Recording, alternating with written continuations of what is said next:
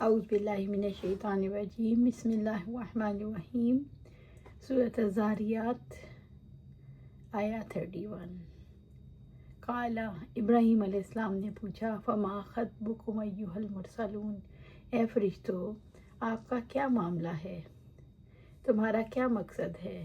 یعنی ابراہیم علیہ السلام جان گئے کہ یہ اللہ تعالیٰ کے فرشتے ہیں جو کسی اہم معاملے کے لیے ہی آتے ہیں۔ بیٹے کی بشارت سے خوف تو دور ہو گیا، لیکن ابھی حیرت باقی تھی۔ سورۃ ذاریات آیا 32۔ قالوا انا ارسلنا الی قوم مجرمین، انہوں نے کہا بلا شبہ ہم گناہ گار لوگوں کی جانب بھیجے گئے ہیں۔ انہوں نے کہا مجرم قوم سے مراد جہاں کافر قوم ہے جو بڑے جرائم کا ارتکاب کرتی تھی اور کھلی بے حیائی میں مبتلا تھی۔ مجرم قوم سے مراد قوم لوط ہے۔ ان کے بڑے جرائم میں سے اللہ تعالیٰ کے ساتھ شریک ٹھہرانا، رسول کو جھٹلانا اور اس کی بدکاری کا ارتکاب کرنا جو اس سے پہلے دنیا میں کسی نے نہیں کی۔ قوم لوط اس بدکاری میں مبتلا تھی جسے لواطت کہتے ہیں۔ سورۃ ذاریات آیا 33۔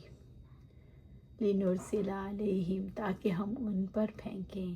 فرشتوں نے اپنی آمد کا مقصد واضح کر دیا کہ وہ عذاب برسانے کے لیے آئے ہیں۔ حجارۃ من طین، مٹی کے پتھر، یعنی وہ پتھر جو آگ پر پکائے گئے ہوں، یعنی ایسے نوکیلے اور چبھ جانے والے کنکر جو ابھی پوری طرح پتھر نہ بنے ہوں اور ان کا کچھ حصہ مٹی سے پتھر بن رہا ہو۔ سورۃ ذاریات آیا 34۔ مصوماتً عند ربک، جو آپ کے رب کی جناب سے نشان زدہ ہیں، یعنی ہر پتھر رب العزت کی جانب سے نامزد تھا۔ ہر پتھر پر اس شخص کا نام لکھا تھا جس کو اس پتھر کا شکار ہونا تھا۔ للمسرفین، حد سے گزرنے والوں کے لیے، گناہ میں حد سے بڑھنے والوں کے لیے جنہوں نے تمام حدود پار کر لی تھی، جو لوگ کفر اور نافرمانی میں حد سے بڑھ گئے تھے، جیسے وہ مردوں کے پاس آتے تھے۔ ابن عباس رضی اللہ تعالیٰ فرماتے ہیں للمسرفین سے مراد للمشرکین، اور شرک زیادہ بڑا گناہ ہے۔ سورۃ ذاریات آیا 35۔ فَأَخْرَجْنَا مَنْ كَانَ فِيهَا مِنَ الْمُؤْمِنِينَ فَأَخْرَجْنَا مَنْ كَانَ فِيهَا مِنَ الْمُؤْمِنِينَ، سو ہم نے اس میں جو ایمان والا تھا اسے نکال لیا۔ رب العزت نے اس بستی سے مومنوں کو نکال لیا۔ یہ اللہ تعالیٰ کی سنت ہے، جب عذاب آتا ہے تو ایمان والوں کو بچا لیا جاتا ہے۔ اس گھر میں زیادہ افراد بھی ہوتے تو اللہ تعالیٰ ان کو بچا لیتا، تاکہ وہ جان لیں کہ ایمان اللہ تعالیٰ کے ہاں محفوظ ہے، ایمان والوں کو ضائع نہیں کیا جاتا۔ سورۃ ذاریات آیا 36۔ فَمَا وَجَدْنَا فِيهَا غَيْرَ بَيْتٍ مِّنَ الْمُسْلِمِينَ، تو ہم نے اس میں مسلمانوں کے ایک گھر کے سوا کوئی نہ پایا۔ یہ لوط علیہ السلام کے گھرانے کے افراد تھے۔ لوط علیہ السلام کی دونوں بیٹیوں اور ان کے ساتھ جو مومن تھے انہیں بچا لیا گیا۔ ان کی بیوی ہلاک ہونے والوں میں شامل تھی۔ سورۃ ذاریات آیا 37۔ وَتَرَكْنَا فِيهَا آیَةً، اور ہم نے اس میں نشانی چھوڑ دی، یعنی ان کی ہلاکت کی علامت سیاہ پانی ہے۔ آج اسے بحرہ میت کے نام سے جانتے ہیں۔ وہ نشانی یہ تھی جب فرشتوں نے اس پورے خطۂ زمین کو اٹھا کر اور بلندی پر لے جا کر پھر اس کو الٹا کر زمین پر دے مارا، تو یہ پورا خطہ زمین کے اندر دھنس گیا اور سطح سمندر سے 400 کلومیٹر نیچے چلا گیا، اور اس کے اوپر کالا پانی چڑھ آیا جو ایک سمندر کی شکل اختیار کر گیا۔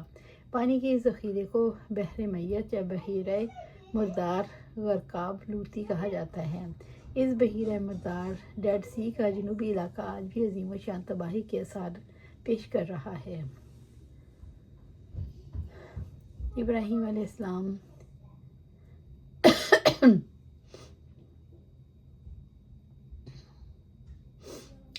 سورۃ ذاریات آیا 38۔ وفی موسیٰ، اور موسیٰ میں بھی، یعنی اللہ تعالیٰ نے موسیٰ علیہ السلام کو جو آیات اور معجزات عطا فرمائے، اس میں اللہ تعالیٰ کے عذاب سے خوف رکھنے والوں کے لیے نشانیاں ہیں۔ اِذْ أَرْسَلْنَاهُ إِلَىٰ فِرْعَوْنَ، جب ہم نے اسے فرعون کے پاس بھیجا۔ اللہ سبحانہ تعالیٰ نے موسیٰ علیہ السلام کو جب معجزات کے ساتھ فرعون کے پاس بھیجا تو فرعون نے جھٹلایا اور کفر کیا، تو اللہ تعالیٰ نے اسے اور ان لوگوں کو جو ان کے ساتھ تھے غرق کر دیا اور ایک کھلی نشانی آیائے صدوم کو چھوڑ دیا، بسلطان مبین، واضح دلیل کے ساتھ۔ اس سے مراد ظاہری دلائل اور معجزات ہیں، یعنی عصا اور ید بیضاء، واضح دلیل اور قطعی حجت عطا کی۔ سورۃ زاریات آیات 39۔ فتولا، تو اس نے منہ پھیر لیا۔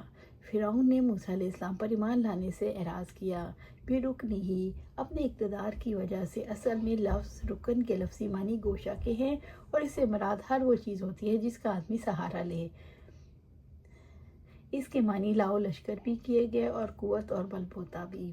اللہ کے دشمن نے اپنے ساتھیوں کے ساتھ روگردانی کی، اس نے اپنی قوت اقتدار کی وجہ سے اعراض کیا۔ وقال ساحر او مجنون، اور کہا جادوگر ہے یا دیوانہ۔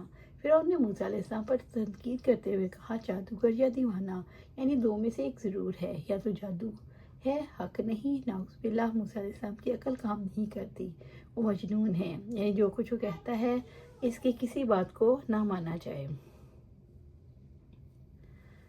سورۃ زاریات آیا 40۔